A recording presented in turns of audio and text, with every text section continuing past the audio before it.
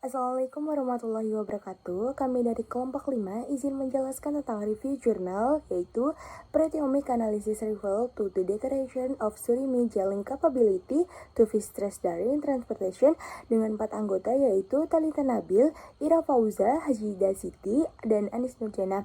Berikut penjelasannya. Nah, yang pertama ini ada pendahuluan. Surimi merupakan produk protein ikan yang kualitasnya sangat dipengaruhi oleh kondisi myofibrilar protein sebagai bahan baku. Silver carp banyak digunakan dalam industri surimi dan biasanya diangkut dalam keadaan hidup sebelum diproses.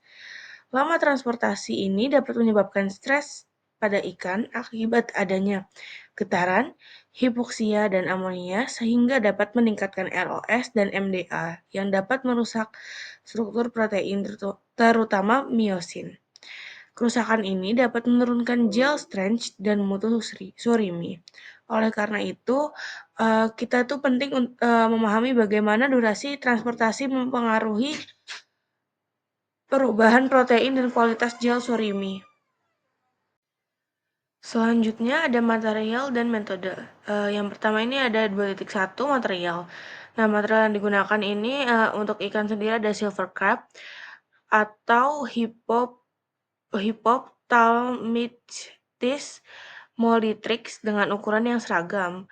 Kemudian ikan ini tuh diperoleh dari Danau Nanhu, Wuhan dengan kondisi air suhunya kurang lebih 10,5 derajat Celcius dengan pH 6,58 dan DO 7,33 mg per liter. Nah, eee, semua bahan kimia seperti protein acyclic, MDA kit, buffer, dan reagen untuk SPatch merupakan grade analitik untuk pengujiannya. Dengan peralatan utamanya itu ada meat harvester, centrifuge, chopper, dan analisis protein. Nah, yang selanjutnya ini ada 2.2 yaitu prosedur transformasi. Nah, prosedur ini tuh ikannya dibagi menjadi ada 4 kelompok, yang berdasarkan waktu transportasinya. Ada yang 3 jam, ada yang 6 jam, ada yang 12 jam, dan 24 jam. Ikan tersebut ditempatkan dalam kotak plastik berisi air yang, eee, 2 kali berat ikannya. Misalnya ikannya berat 1 kilo berarti, kotak plastiknya itu 2 kilo gitu. Dengan penutup yang memiliki ventilasi. Kemudian transportasi dilakukan menggunakan truk selama 2 jam pertama.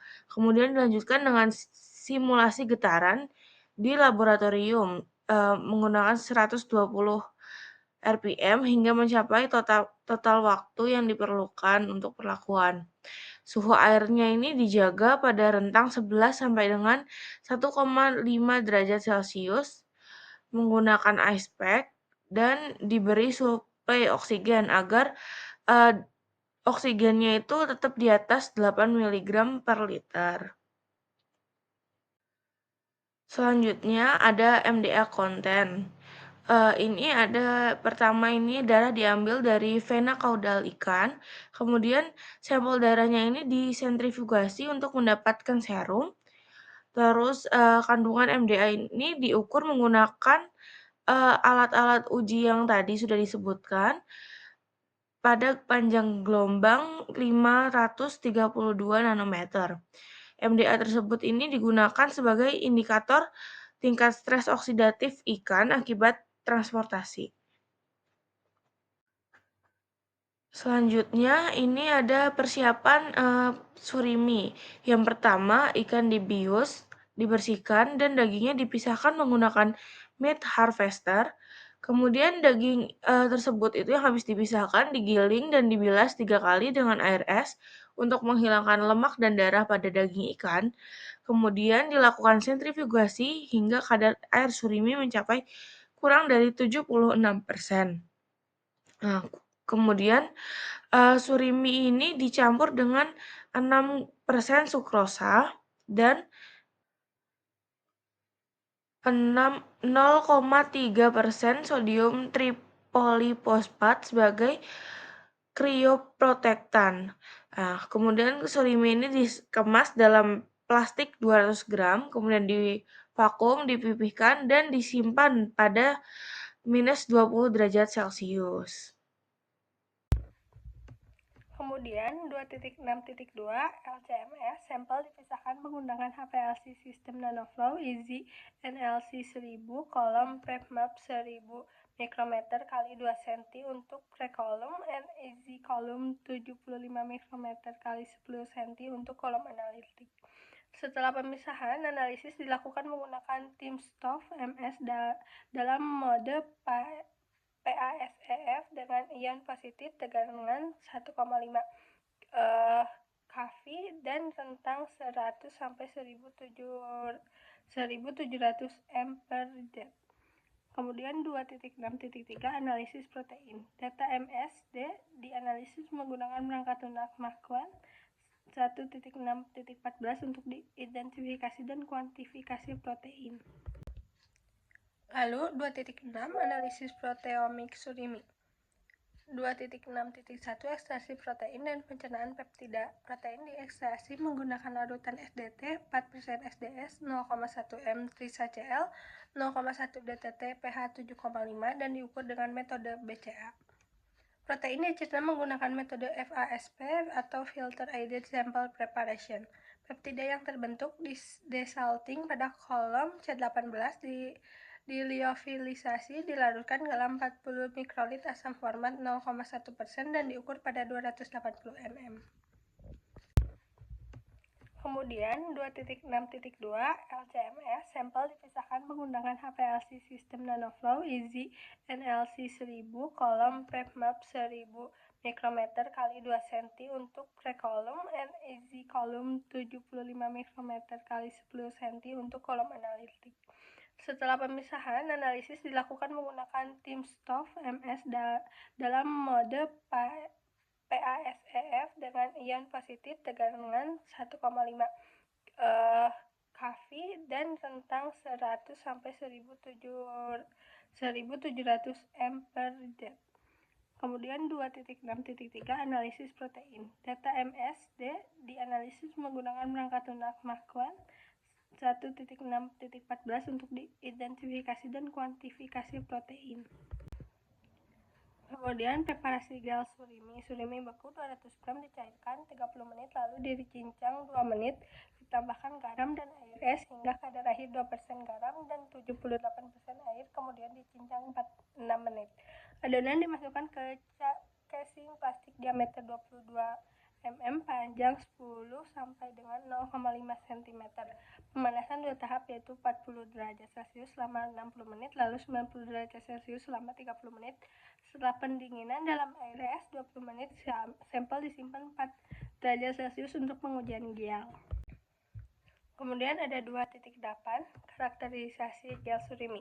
2.8.1 kekuatan gel, sampel dibentuk silinder tinggi kurang lebih 2 cm, diuji menggunakan analisis Reortex SD700 dengan proba bola diameter 0,25 mm dengan kecepatan 60 mm per menit. Nilai breaking force G dan breaking distance cm dihitung untuk menentukan kekuatan gel. 2.8.2 whiteness atau kecerahan gel. Nilai L, A, dan B diukur menggunakan colorimeter Konica Minolta. Whiteness W dihitung menggunakan rumus menurut Xi et al. 2020. 2.8.3 SEM atau Scanning Electron Microscopy. Sampel dipotong 1 x 1 x 3 mm lalu difiksasi dalam glutaraldehyde 2,5% selama 2 jam. Dicuci buffer fosfat, difiksasi lagi dengan osmium tetroksida 1-2 jam, kemudian didehidrasi bertahap menggunakan etanol 30-100%. Sampel dikeringkan, dilapisi emas, dan diamati menggunakan SEM atau Hitachi sub 100 10 kV. Kemudian ada 2.8.4 LFNMR. Pengujian menggunakan NMR Analyzer NM1220 02,5 V. Sampel tinggi 1,5 cm dan berat 4,5 sampai kurang lebih 0,5 gram ditempatkan dalam tabung NMR. Data relaksasi T12 dan PT21 diperoleh dari 2.8.5 SDSP 1 gram sampel ditambah SDS 5% dihomogenisasi dipanaskan 90 derajat Celcius selama 1 jam. Supernatant sentrifugasi dan konsentrasi protein diatur menjadi 2 mg per mililiter, dicampur buffer loading 5 kali, reducing dipanaskan 95 derajat Celcius selama 5 menit, lalu dielektroporesis. Kemudian yang terakhir 2.9 analisis statistik. Setiap perlakuan diuji minimal 3 sampel dan setiap eksperimen diulang setidaknya 2 kali. Analisis data menggunakan SPSS22 uji Duncan untuk membedakan perlakuan pada alfa kurang dari 0,05. Pembuatan grafik menggunakan Origin 2019b. Grafik proteomik Yang pertama adalah kandungan malondialdehid atau MDA. MDA digunakan sebagai indikator biokimia umum untuk mengukur tingkat stres oksidatif dan secara tidak langsung mencerminkan tingkat kerusakan oksidatif yang dialami oleh organisme. Kandungan MDA dalam serum ikan ini menunjukkan peningkatan yang signifikan seiring dengan bertambahnya lama waktu transportasi. Hal ini dapat dilihat pada grafik di sebelah kanan, di mana pada 3 jam pertama kenaikan itu sebesar 15,75 mikromol per liter, yang kemudian naik pada jam ke-24 yaitu sebesar 20,6 mikromol per liter. Peningkatan ini disebabkan oleh adanya pemicu stres pada ikan selama transportasi seperti getaran, amonia, dan kebisingan, sehingga terjadi peningkatan laju respirasi untuk menghasilkan energi. Aktivitas ini memicu produksi ROS yang mengganggu keseimbangan sel dan menyebabkan peroksida lipid pada membran sel, sehingga menghasilkan malondialdehid yang lebih banyak. Yang kedua adalah hidrofobisitas permukaan surimi. Pengukuran ini digunakan untuk memprediksi perubahan struktur protein, di mana peningkatan hidrofobisitas permukaan mengindikasikan bahwa protein telah mengalami denaturasi. Pada ikan dengan waktu transportasi yang singkat, struktur protein miofibril masih dalam keadaan utuh dengan gas hidrofobik tersembunyi dalam molekul, sehingga hidrofobisitas permukaannya masih sangat rendah. Namun, stres oksidatif selama transportasi menghasilkan ROS dan malondialdehida yang memicu oksidasi protein, sehingga menyebabkan denaturasi oksidatif, di mana struktur protein terbuka dan merenggang. Hal ini membuat gugus hidrofobik yang sebelumnya tersembunyi menjadi terekspos ke permukaan.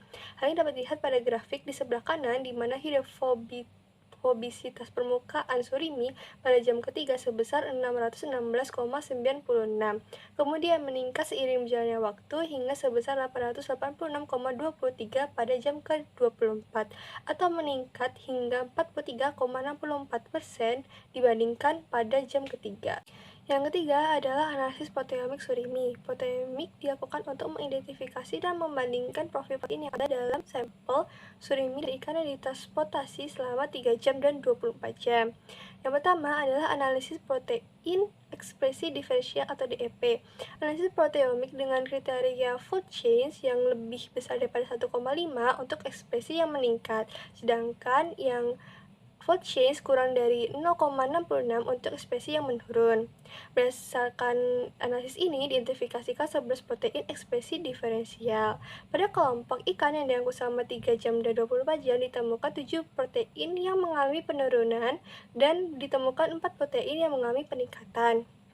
Penurunan miosin disebabkan oleh respons terhadap stres pada ikan serta adanya ROS dan MDA yang memicu degradasi. Penurunan miosin ini dapat mempengaruhi terhadap kualitas gel. Beberapa protein yang mengalami penurunan adalah rantai berat miosin seperti fast skeletal type 5 dan high temperature type S1. Kemudian ada glutathione peroxide atau GPX yang merupakan enzim antioksidan yang menunjukkan bahwa sistem pertahanan antioksidan dalam ikan telah terganggu. Kemudian terdapat hemoglobin beta change dan serotransferin.